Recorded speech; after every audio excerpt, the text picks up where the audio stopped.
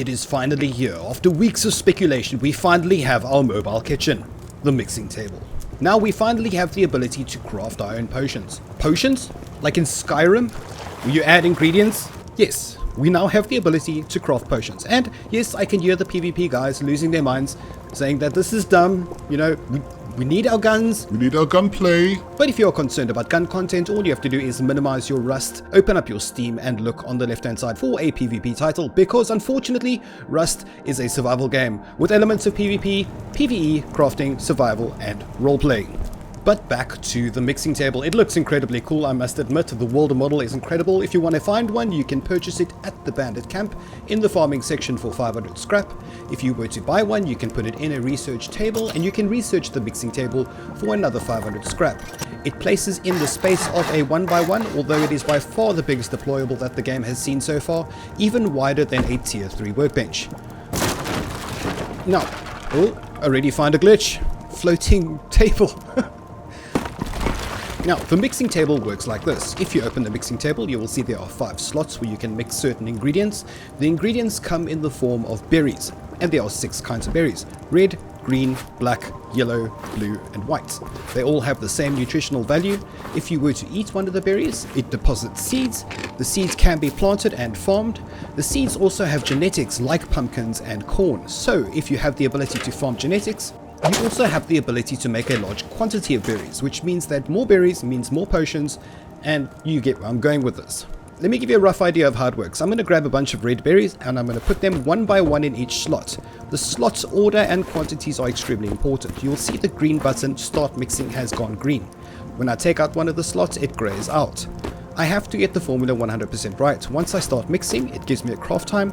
The craft time produces a potion, aka a tea, and the tea is now usable. 5 red berries creates a health potion. Now I'm going to quickly damage myself.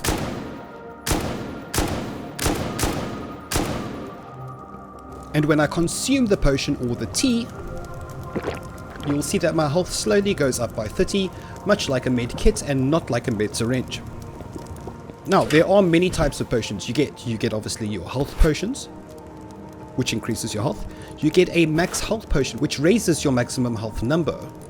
You also get a tea that helps you gather ore faster, another potion that gathers wood faster, a tea that gets rid of your radiation, much like the radiation pills, minus the thirst, and finally another potion that also lets you collect scrap faster. In terms of levels of potions, you get obviously your standard tea, and then you get a second level, the greater tea, you get the advanced tea, the superior tea, as well as the pure tea. Obviously, the higher your tier, the stronger the effect works. There are also 2 other ones you can make, the radiation resistance and the superior radiation resistance. These obviously raise your radiation tolerance. Now, as you can expect, the health potion raises your health. The stronger the potion, the more health you regain. Now, the standard health on a Rust character is 100. That's as high as you can go. If you were to take a standard max health tea, you will see that your health bar increases. If I heal up again, I will actually have my health raise up to 105. With the greater max health tea, you will see it raise up to 110. With the advanced max health tea, it goes up to 113. With the superior max health tea, my health raises up to 117. And the final one, the pure max health, gets me up to 120. 20 might not seem like much, but with the bullet resistance that armor has, you can actually survive a lot longer with that. Now if you look on the lower right hand side, you can see that there is a boost active marker. This is the marker that indicates how long your particular tea is lasting you. Next, I'm going to wait for this boost to wear off so that I can accurately measure how long one of these teas last me.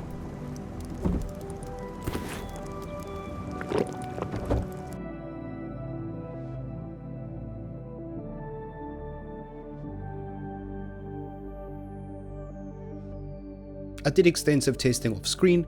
These potions don't stack. The last one you use resets the timer. The timer lasts exactly 10 minutes 15.5 seconds for some reason. I have no idea why. I'm going to go over to my crafting table. I'm going to use some ingredients and show you exactly how mixes work. Obviously we have our different kinds of berries, but it's very important to note that when you add your ingredients to the mixing table, it has to be in the exact right category, in the exact right order, at the exact right quantity. Now, as I said before, if I was to put one red berry in each slot and craft, I would get a standard health potion. If I mixed in a whole bunch in different quantities, it won't work. It has to be equal, correct quantities.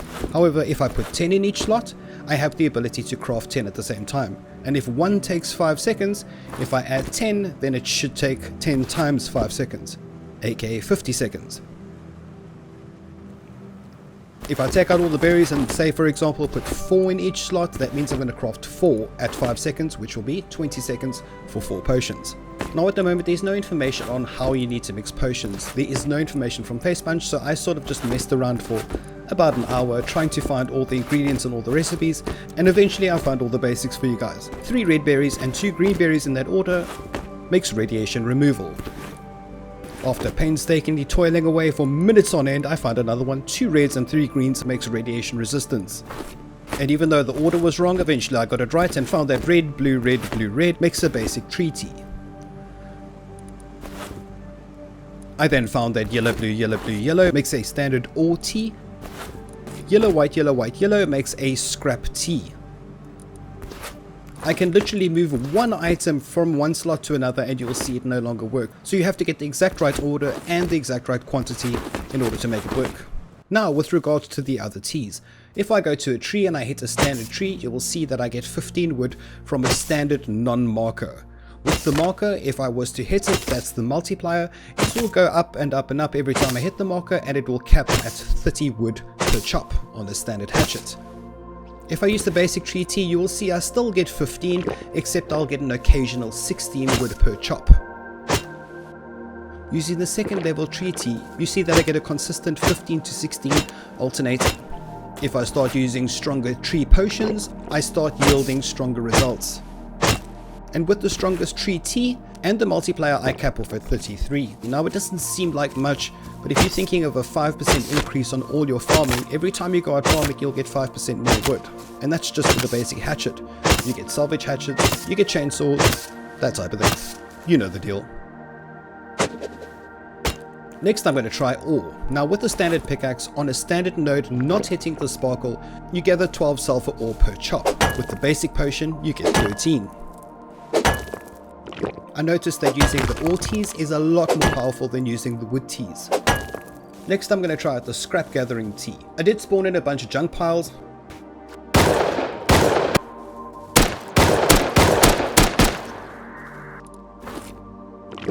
I opened about 50 different barrels, but I could not find any example of more scrap getting collected whilst there was any of the teas. And finally we have the radiation tea, and I wanted to test it out and I couldn't seem to get the radiation resistance to work. It didn't matter if I used the standard one or the superior one. I couldn't find any benefit to using, maybe that is a fixed entity because of launch sites loot tables. However, I did find the radiation removal tea was extremely effective. Please bear in mind, ladies and gentlemen, that this is extremely early. I suspect Facepunch will give all the recipes in some form or another. I can imagine that there is tons of things that are going to get changed. I just wanted to give you guys an idea of how things are going to feel once the game is actually working.